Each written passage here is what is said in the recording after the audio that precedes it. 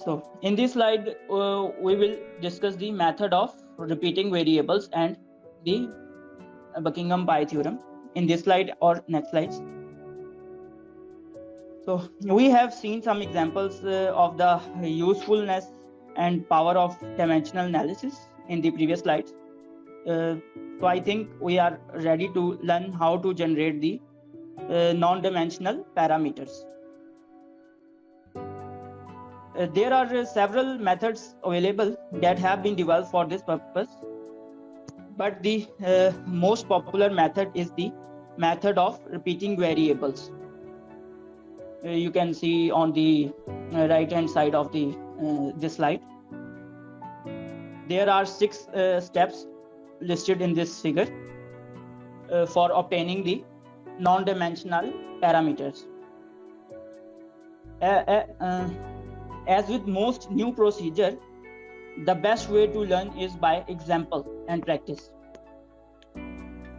So to solve the example, let's go to the next slide, please, sir. Kindly go to the next slide.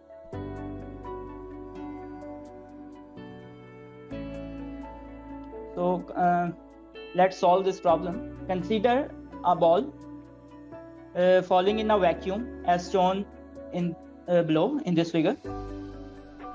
All we know that instantaneous elevation of the ball must be a function of time, initial vertical speed, initial elevation, and gravitational constant. You can also see this in the following expression. So start with the first step, that is list the relevant parameters. As this expression shows that there are 5 parameters in this problem. Z is a function of instantaneous elevation is a function of time, initial speed, initial elevation, and gravitational acceleration constant. So there are basically 5 parameters. So n is equal to 5. N is basically the number of parameters, in which Z is the dependent one, while all other parameters are the independents, which you can see from this expression. In step 2, primary dimensions of each parameter are listed here. You can see that in this step 2, such that dimension of elevation is length, dimension of time is t, dimension of initial vertical speed is length per time, dimension of initial elevation is length, and the dimension of gravitational acceleration constant is length times length per time square. Okay, so in this is the second step. In this step 3, set the what we have to done, set the reduction j as the number of primary dimensions, and then calculate the number of expected pi's k equal to the n minus j according to the Buckingham Pi theorem. This is basically the Buckingham Pi theorem. K is equal to n minus j, where k is the number of expected parameters, n is the number of parameters, and j is the reductions. So you can see that in step 2 there are only 2 primary dimensions, that is length and time. So as a first guess, that reduction j is equal to 2, because we have 2 dimensions in this step 2, length and time. So we have j is equal to 2. If this value of j is correct, then the number of pi's predicted by the Buckingham pi theorem given below is in step given as is equal to 3. N minus j is equal to n, basically because the number of parameters is 5 and the reduction j is 2, so the number of expected pi's is 3. Okay, in the step 4 we need to choose 2 repeating parameters. Since we have j is equal to 2, repeating parameters 2, so we have to choose 2 repeating parameters, but never choose the dependent variable. So exclude the dependent variable from the expression. Now there are only 4 independent variables. Okay. Never choose the dependent variable. Okay, otherwise it may appear in all pi's, which is undesirable. Secondly, never pick 2 parameters with the same dimension or with the dimensions that differ by only an exponent. By using these guidelines, the wisest choice of 2 repeating parameters is initial speed and initial elevation, denoted by W naught and Z naught, as shown in the slide in front of step 4. There are the 2 repeating parameters, W naught and Z naught. Okay, sir, kindly go to the next slide. We have completed our 4 steps. Now, in this slide, in step 5, we have to combine these repeating parameters into products with each of the remaining parameters, one at a time, to create the pi's. The first pi is always the dependent pi, as you can see in this expression, and it is formed with the dependent variable z. So pi subscript 1 is equal to dependent parameter, which is z, time repeating parameters W naught and Z naught, where W naught and Z naught are the repeating parameters, A and B are the constant exponents that that need to be determined.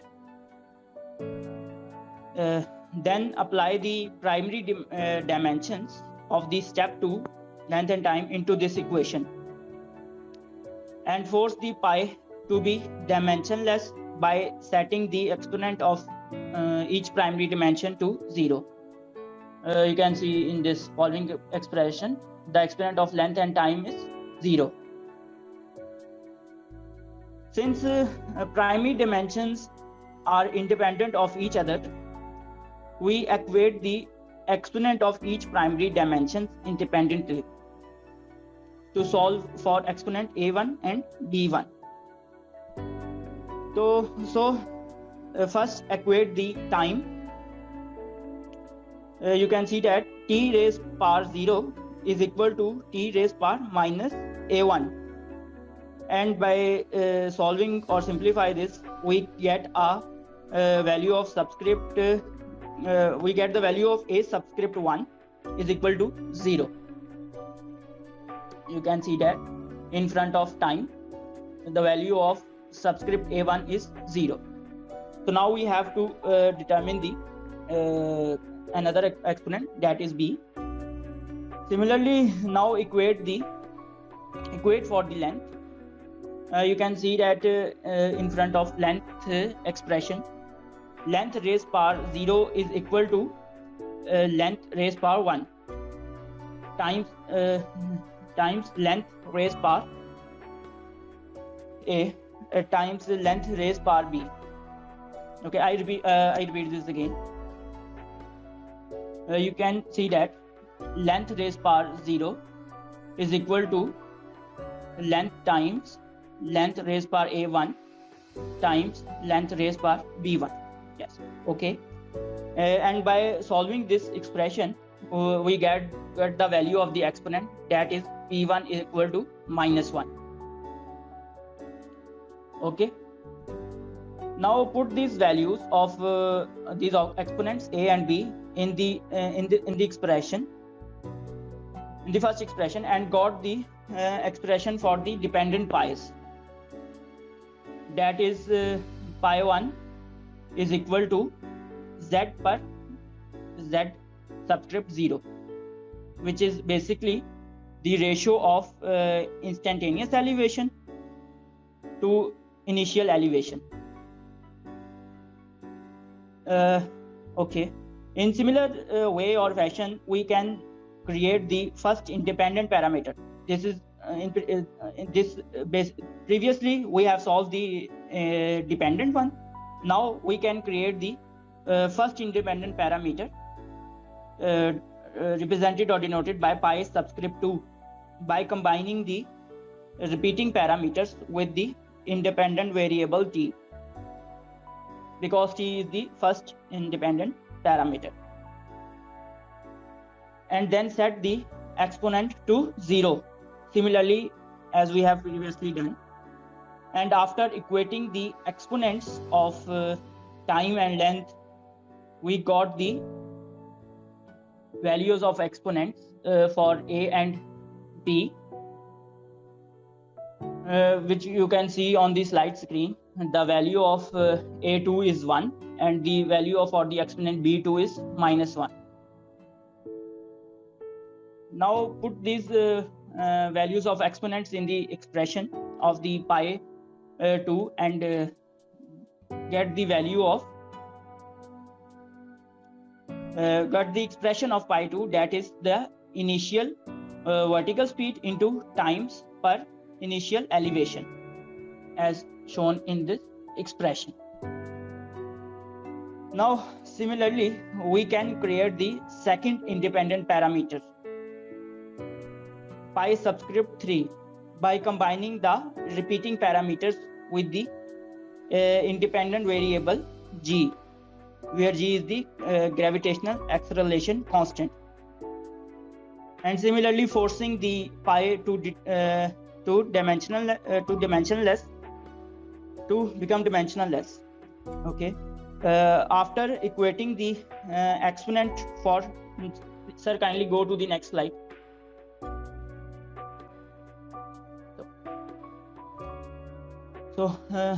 So again we have to equate the time and length to determine the values of the exponents a3 and b3. So after equating the exponent for time and length, we got the expressions for the we got the values of the expressions a3 and b3, which is equal to -2 and 1. The value of a3 is -2 and the value of b3 is 1. Again put these values in the expression for the pi subscript 3, that is gravitational constant times initial elevation per initial vertical speed scale, as shown in this expression. So okay, now we now all three pi's have been found, but at this point it is necessary to examine to see them if any manipulation is required. We see immediately from the expressions of pi 1 and pi 2 that pi 1 and pi 2 are the same as non-dimensionalized variable, so no manipulation is required. But for the third pi, manipulation is required. So for the third pi must be raised to the power of -1/2, as shown in this expression, to be the same form.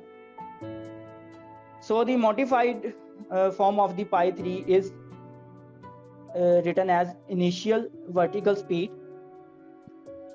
per square root of gravitational constant times initial elevation, which you can see that in this expression. This formula or expression is equal to Froude numbers represented by Fr. So actually in this slide the last step is missing. If you can go back, sir, kindly go back to the slide number 17.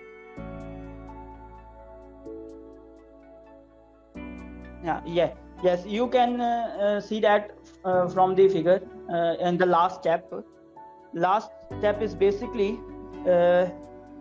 write the final functional relationship and check your algebra. So basically in the last step we are ready to write the functional relationship between the non-dimensional parameters, that is pi1, pi2 and pi3. So basically we have discussed in previous slides that pi1 is the function of pi2 and pi3 and so on pi k, if you remember or recall this slide. So put the values of pi's in this expression. Sir, this expression is on the slide number 10.